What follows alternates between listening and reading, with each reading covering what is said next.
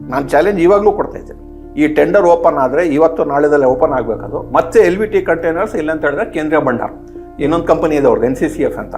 ಈ ಮೂರಲ್ಲಿ ಒಬ್ರಿಗೆ ಸಿಗುತ್ತೆ, ಯಾರಿಗೂ ಹೋಗಲ್ಲ ಟೆಂಡರ್. ಕಳೆದ 3 ವರ್ಷದಿಂದ ಯಾರಿಗೂ ಹೋಗಿಲ್ಲ, ಇದುವರೆಗೂ ಯಾರಿಗೂ ಹೋಗಲ್ಲ ಅದು. ಇವರಿಗೆ ಪ್ರತಿ ಸತಿ ಹೇಳ್ತಾ ಇದ್ದೇನೆ, ನೋಡಿ ರಿಲ್ಯಾಕ್ಸ್ ಮಾಡಬೇಕಾಗಿದೆ. ಬೇಕಂತ ಟರ್ನ್ ಓವರ್ ಲಿಮಿಟ್ ಜಾಸ್ತಿ ಮಾಡ್ತಾ ಇದ್ದಾರೆ. ಬೇಕಂತ ಎಕ್ಸ್ಪೀರಿಯನ್ಸು ಕರ್ನಾಟಕ ಸರ್ಕಾರದ ಮಾಡ್ಬೇಕಂತ ಹೇಳ್ತಾರೆ. ಕರ್ನಾಟಕ ಸರ್ಕಾರ ಈ ಥರ ಮಾಡ್ತಾ ಇರೋದು ಮೌಲಾನಾದ ಸ್ಕೂಲಿಗೆ ಮಾತ್ರ. ಇವ್ರಿಗೆ ಬಿಟ್ಟರೆ ಯಾರಿಗೆ ಸಾಧ್ಯನೇ ಇಲ್ಲ ಮಾಡೋಕ್ಕದು. ಏನಕ್ಕೆ ಮೌಲಾನಾದ ಸ್ಕೂಲಿಗೆ ಈ ಥರ ಡ್ರೆಸ್ ಕೊಡೋದು, ಶೂಸ್ ಕೊಡೋದು, ಬೆಲ್ಟ್ಸ್ ಕೊಡೋದು, ಬೇರೆ ಕೊಡೋದು ಕರ್ನಾಟಕ ಸರ್ಕಾರ ಮಾತ್ರ ಮಾಡ್ತಾ, ನಮ್ಮ ಕರ್ನಾಟಕ ಸರ್ಕಾರದಲ್ಲಿ ಅಲ್ಪಸಂಖ್ಯಾತ ಡಿಪಾರ್ಟ್ಮೆಂಟ್ ಮಾತ್ರ ಮಾಡ್ತಾ ಇರೋದು. ಅದಕ್ಕೆ ಆಟೋಮೆಟಿಕ್ ಏನು ಮಾಡಿದ್ರು ನೀವು ಆ ಟೆಂಡರ್ ಇವರಿಗೆ ಹೋಗುತ್ತೆ. ಇದು ಬಹಳ ನಷ್ಟ ಆಗ್ತಾ ಇದೆ, ಇದು ಸರಿಯಲ್ಲ. ನಾನು ಅವ್ರಿಗೆ ಕಂಪ್ಲೇಂಟ್ ಕೊಟ್ಟಿದ್ದೀನಿ. ಲಾಸ್ಟ್ ಟೈಮ್ ನೀವು ಪರ್ಫಾರ್ಮೆನ್ಸ್ ರಿವ್ಯೂನೂ ಮಾಡಿಲ್ಲ, ಇವರು ಪರ್ಫಾರ್ಮೆನ್ಸ್ ರಿವ್ಯೂ ಮಾಡಿಲ್ಲ, ಏನೂ ಮಾಡಿಲ್ಲ. ಆದರೆ ಟೆಂಡರ್ ಆದಮೇಲೆ ಟೆಂಡರ್ ಅವರಿಗೆ ಹೋಗ್ತಾ ಇದೆ. ಇದು ಕರ್ನಾಟಕ ಮೈನಾರಿಟೀಸ್ ಡೆವಲಪ್ಮೆಂಟ್ ಕಾರ್ಪೊರೇಷನ್ ಅಂತ ಇನ್ನೊಂದಿದೆ, ಅವರು 4 ಟೆಂಡರು ಮಾಡಿದ್ದಾರೆ. ಏನಂತ ಹೇಳಿದ್ರೆ AI ಹೆಲ್ಪಿಂದ ಫಾರ್ಮಾಗಿ ಹೇಗೆ ಮಾಡಬೇಕು ಅಂತ ವರ್ಡ್ ಟು ವರ್ಡ್ 4 ಟೆಂಡರು ಬೇರೆ ಬೇರೆ ಡಿಸ್ಟ್ರಿಕ್ಟಿಗೆ ಮಾಡಿದ್ದಾರೆ. ಅದರಲ್ಲಿ ಭಾಳ ಆಶ್ಚರ್ಯದ ಏನಂತ ಹೇಳಿದ್ರೆ, ಒಂದು ಪ್ರೀ ಕ್ವಾಲಿಫಿಕೇಷನ್ ಕಂಡೀಷನ್ಸ್ ಇರುತ್ತೆ, ಇನ್ನೊಂದು ಕ್ವಾಲಿಟಿ ಅಂತ QCBS ಅಂತ ಇರುತ್ತೆ. ಅದೆರಡು ಸೇರಿಸಿ ಮಾಡಿದ್ದಾರೆ.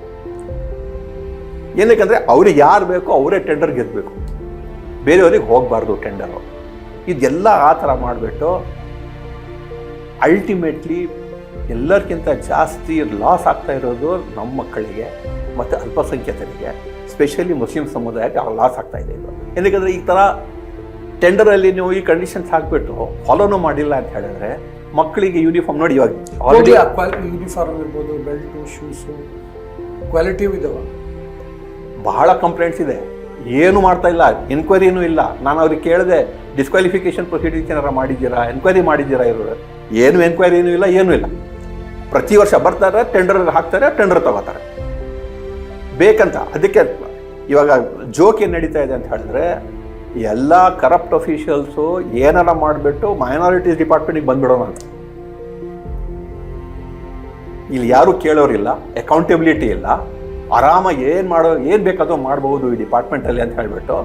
ನನಗೆ ಯಾರೋ ಫೋನ್ ಮಾಡಿಬಿಟ್ಟು ನಿಮ್ಗೆ ಏನಾರ ಇನ್ಫ್ಲೂಯೆನ್ಸ್ ಇದ್ದರೆ ಹೇಳಿ ಸರ್, ನಮ್ಗೆ ಅಲ್ಲಿ ಪೋಸ್ಟಿಂಗ್ ಬೇಕು ಅಂತ ಕೇಳ್ತಾರೆ. ದುಡ್ಡು ಮಾಡೋಕ್ಕೆ ಭಾಳ ಚೆನ್ನಾಗಿ ಅವಕಾಶ ಇದೆ ಇಲ್ಲಿ, ಅದಕ್ಕೆ ಒಂದು ಸ್ವಲ್ಪ ಯಾರಿಗಾರ ನೀವು ಮಾಡಿ ಇನ್ಫ್ಲೂಯೆನ್ಸ್ ಮಾಡ್ಸೋಕ್ಕಾಗುತ್ತಾ ಅಂತ ಕೇಳ್ತಾರಲ್ಲ. ಮುಂಚೆ ಆಗಿದ್ದು ಗೊತ್ತಿಲ್ಲ ಅಂತ ಹೇಳೋದಕ್ಕೆ ಇತ್ತು. 3 ನೋಟಿಸ್ ಹೋಗಿದೆ, ಚೀಫ್ ಸೆಕ್ರೆಟರಿಗೂ ನೋಟಿಸ್ ಹೋಗಿದೆ, ಸೆಕ್ರೆಟರಿಗೂ ನೋಟಿಸ್ ಹೋಗಿದೆ. ಅದಾದ್ಮೇಲೂ ಆ್ಯಕ್ಷನ್ ಇಲ್ಲ. ಅದು ಆಶ್ಚರ್ಯ. ಅದು ಏನಿದ್ದಾರೆ ಅಲ್ಟಿಮೇಟ್ಲಿ ನೋಡಿ, ಏನಾರ ಟೆಂಡರ್ ಆಗಲಿ, ಏನಾರ ಗೌರ್ಮೆಂಟ್ ವ್ಯವಸ್ಥೆ ಆಗಲಿ, ಡಿಪಾರ್ಟ್ಮೆಂಟ್ ಆಫೀಷಿಯಲ್ಸ್ ರೆಸ್ಪಾನ್ಸಿಬಲ್. ಅವ್ರಿಗೆ ನೋಟಿಸ್ ಹೋಗಿದೆ, ಅವ್ರು ಕರೆಕ್ಟಿವ್ ಆ್ಯಕ್ಷನ್ ತಗೋಬೇಕು. ಹೇಗೆ ಈ ಥರ ಆಗ್ತಾ ಇದೆ, ಏನಕ್ಕೆ 4 ಜನನೇ ಟೆಂಡರ್ ಹಾಕ್ತಾರೆ, ಅದರಲ್ಲಿ 2 ಜನ ಹೇಗೆ ಡಿಸ್ಕ್ವಾಲಿಫೈ ಆಗ್ತಾರೆ? ಒಂದು ಸತಿ ಅಲ್ಲ, ಪ್ರತಿ ಸತಿ ಹೇಗಾಗುತ್ತೆ ಅದು ಕೇಳೋರು ಯಾರೂ ಇಲ್ಲ. ನಮ್ಮ ಕಾರ್ಯಕ್ರಮಗಳನ್ನ ನೀವು ನೋಡ್ತಾ ಇದ್ರೆ ನಮ್ಮ ಚಾನೆಲ್ ಅನ್ನ ಸಬ್ಸ್ಕ್ರೈಬ್ ಮಾಡಿ, ಪಕ್ಕದ ಬೆಲ್ ಐಕಾನ್ ಒತ್ತಿ ನಮ್ಮನ್ನ ಬೆಂಬಲಿಸಿ. ಹಾಗೆ ನಮ್ಮ ಕಾರ್ಯಕ್ರಮಗಳನ್ನ ಲೈಕ್ ಮಾಡಿ, ಕಮೆಂಟ್ ಮಾಡಿ, ಅದನ್ನ ಬೇರೆಯವರಿಗೂ ವಾಟ್ಸ್ಆಪ್ ಮೂಲಕ ಶೇರ್ ಮಾಡಿ. ನೀವು ಹೀಗೆ ಮಾಡಿದಾಗ ನಮ್ಮ ಚಾನೆಲ್ ಮತ್ತಷ್ಟು ಜನರಿಗೆ ತಲುಪಲು ನೀವು ನಮ್ಮೊಂದಿಗೆ ಸಹಕರಿಸಿದ ಹಾಗಾಗುತ್ತೆ. ಇದು ನೀವು ಯಾವುದೇ ಖರ್ಚಿಲ್ಲದೆ ಕೆಲವೇ ಸೆಕೆಂಡುಗಳಲ್ಲಿ ನೀಡಬಹುದಾದ ಸಹಕಾರ. ಧನ್ಯವಾದ.